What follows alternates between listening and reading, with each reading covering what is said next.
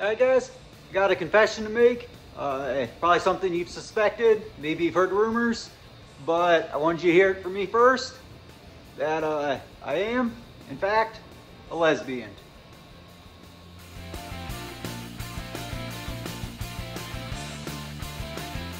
Okay guys, got my winter beater Subaru, aka Ellen Degenerate, in the shop.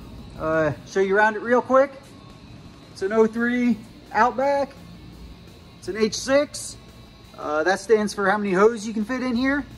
Get 6 of them, but they're only 3s, so don't get excited. But Ellen is highly decorated. Look at all them badges. All the good ones. But I've had this thing for a couple years. It's pushing 300,000 miles. I've drove it every winter for the last 3 or 4 years. I've done 0 maintenance, and it's held up pretty good. So just got it in the shop. Been doing a lot of stuff I've been neglecting on it. A lot of boring stuff you didn't want to see. But what we're going to do today, I thought maybe some of you would like. I picked up some big wheels and tires for it. And we got a cheap 3-inch Amazon lift kit.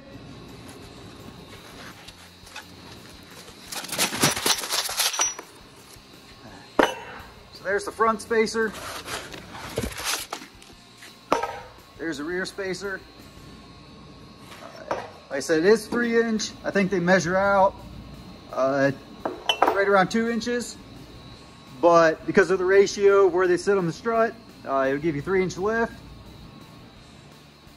And these factory wheels and tires measure right around 25 inches.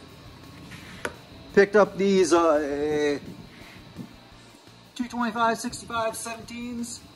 They're right around 28 inches. So we'll get another inch, maybe 1.5 inches of lift. So hoping for a total of about 4-inch lift out of all this. And got them mounted on some Focal F16 17 by 7.5 wheels. So that's kind of the plan for the day. I guess I'll start, get the front lifted up, get these wheels off, and kind of show you what we got.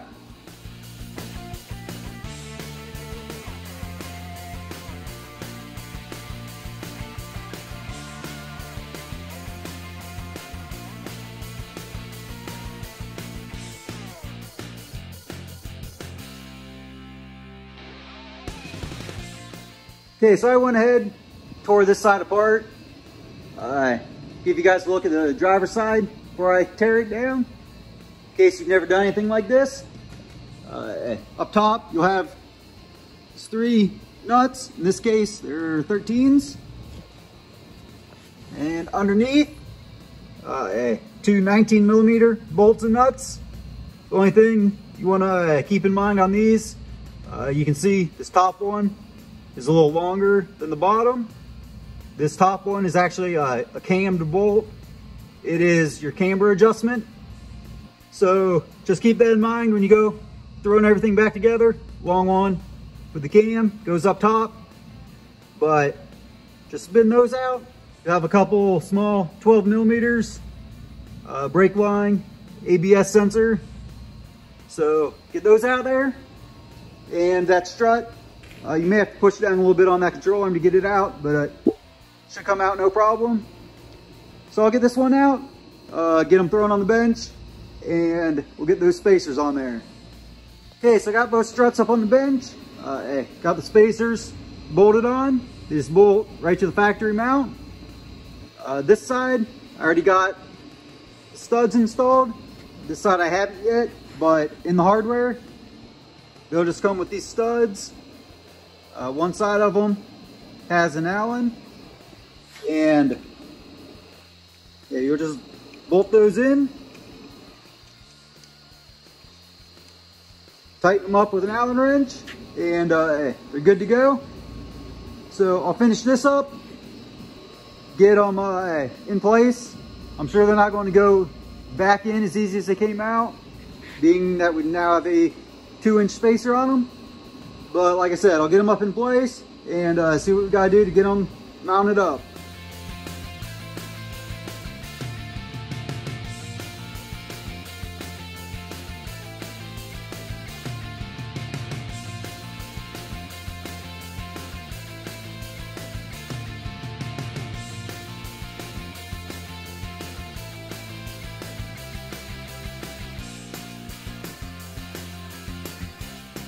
Alright, so I got this side slammed together. Actually went a little easier than I thought it would. And I got the strut in place on this side. I just got the 3 top nuts holding it in there. And really the only thing I had to do, I got a pry bar in there between the cradle and the sway bar. And gives me enough movement. I'm able to get it back on the spindle there.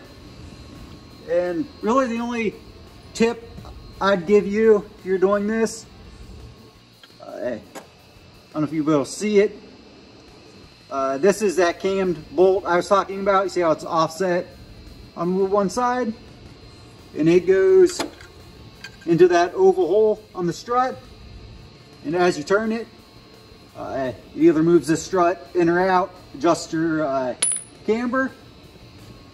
And common sense, the more that control arm swings down, the more the tire is going to camber out on top. So I am just putting it back together with the camber adjusted all the way in. Obviously, going to need alignment after doing this, but just to get it in the ballpark, like I said, I'm adjusting it all the way in. And that's where I'm at with it. So I'll get this side finished up, get the wheels on it, and get the back jacked up, get that all tore apart.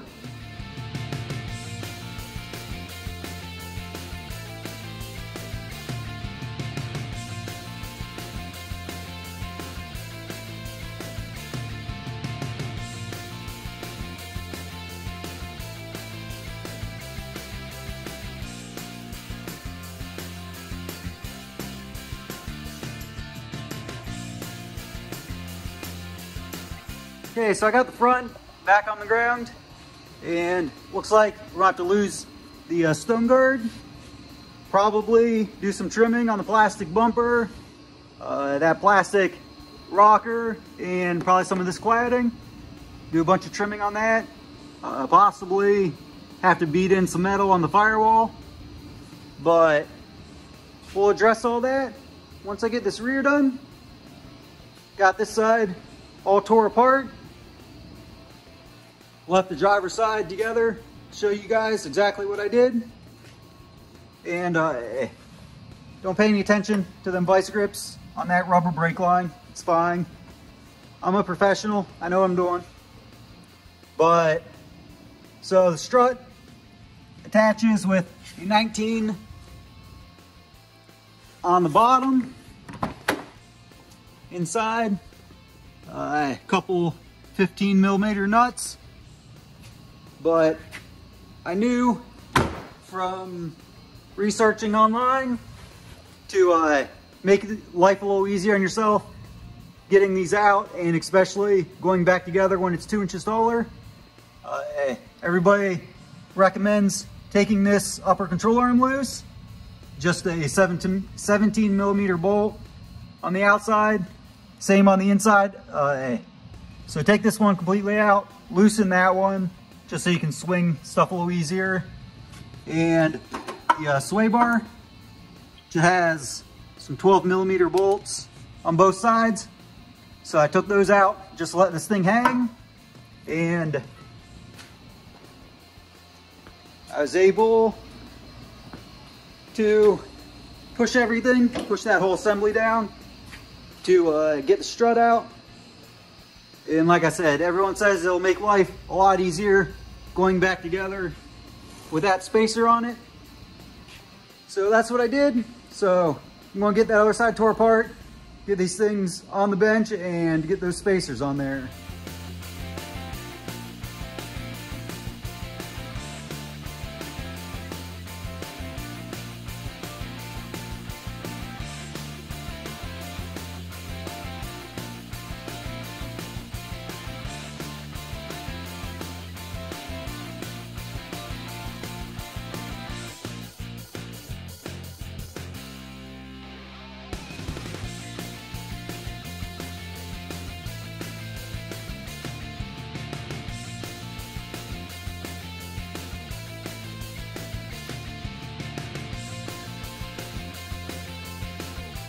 Okay guys, I'm just going to show you the sketchiness I had to do to get this in there, but we got it. So I had this arm off. I just now put it back on, but at the time it was off. Had to get a corkscrew jack. I wedged it in between the lower arm, that subframe, and cranked that thing till it would not drop any farther. You know, essentially it just pushed this whole assembly down.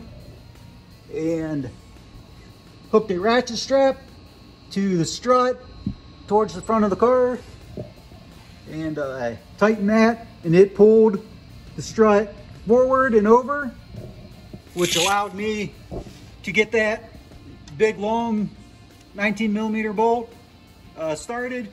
Once I had it into the spindle a little bit, I just hammered it home with the impact, got it through there.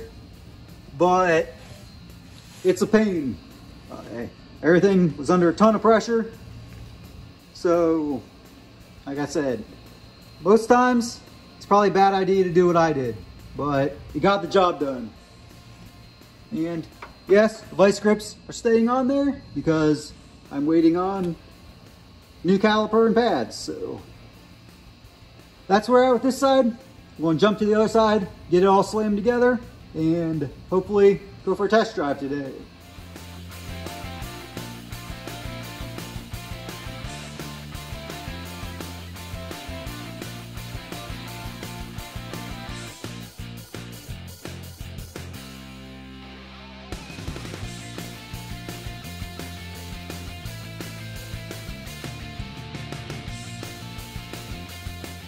Check this beast out. Got it back on the ground. I measured it out between the lift and the tires. We did get just about 4 inches. And removed all 4 stone guards in the front. That might be enough. It is rubbing on just about full turn, but I may just leave it for now. It's just hitting on some plastic, so maybe let that do some self-clearance, see what we ended up with on the back. It is hitting, or super close to hitting, some of that plastic, and I think there is some metal behind it. So I'm just going to trim the end of this plastic rocker cover off, and then maybe angle cut the metal that's behind it, give that a little bit more clearance. But there it is. I'll get this stuff trimmed up, and we're gonna go for a test drive.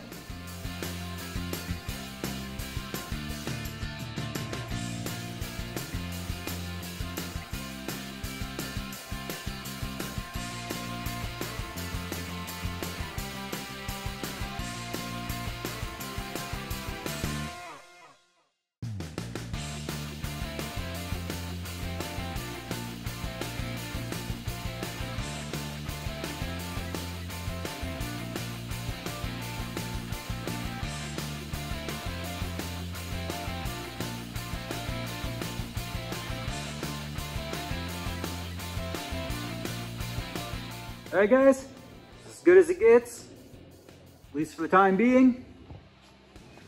Got that rear trimmed up, good bit of clearance. So we'll go for a quick test drive. See how bad everything rubs, how scary this alignment and the rest of the car is.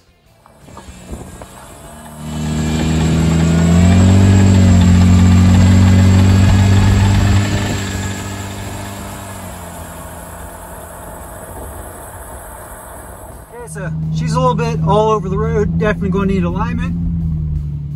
And I think the drive shaft is now hitting the exhaust. Be something I'll have to look at. But we're rolling.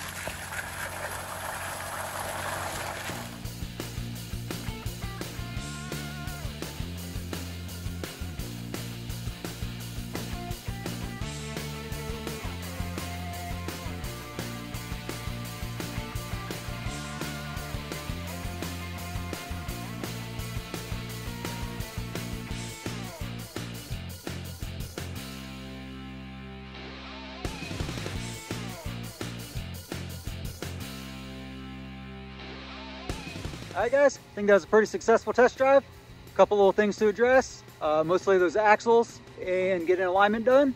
But overall, Ellen Degenerate did pretty good. So see you guys next time.